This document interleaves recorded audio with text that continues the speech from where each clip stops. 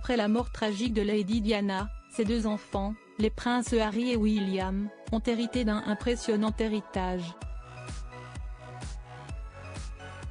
Alors qu'ils étaient mineurs lorsque leur mère est décédée, ils ont dû attendre d'être majeurs pour obtenir leur fortune. Lady Diana est morte le 31 août 1997. Elle a laissé un bel héritage à ses deux fils. Les princes Harry et William sont à la tête d'une jolie fortune.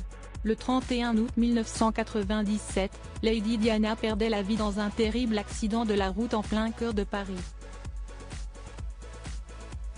Ce décès a été très mal vécu pour ses nombreux fans dans le monde entier.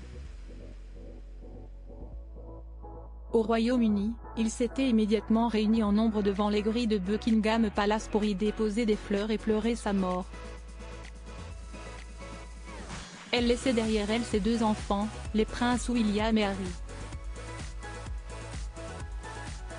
Quelques jours plus tard, lors des obsèques de Lady Diana, les images des deux jeunes garçons en train de marcher derrière le cercueil de leur mère avaient fait le tour du monde. En perdant la vie, la princesse avait laissé une très grosse somme d'argent en héritage à ses fils. Comme le rapporte l'Express, elle a laissé 12 966 022 $ à ses deux fils.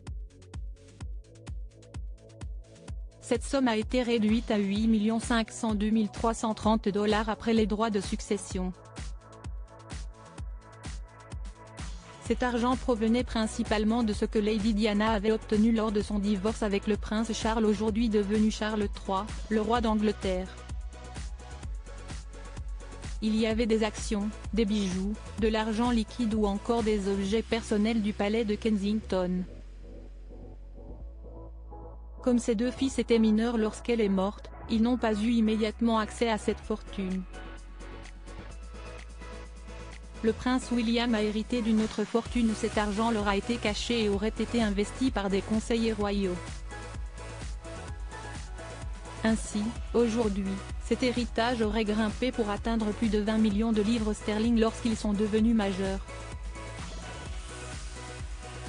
Les deux frères ont ensuite obtenu la même somme d'argent. La fortune aurait été partagée en deux. De son côté, le prince William a hérité du duché de Cornouailles de son père lorsqu'il est devenu prince de Galles en septembre 2022. Sa fortune serait donc bien plus élevée que celle de son petit frère.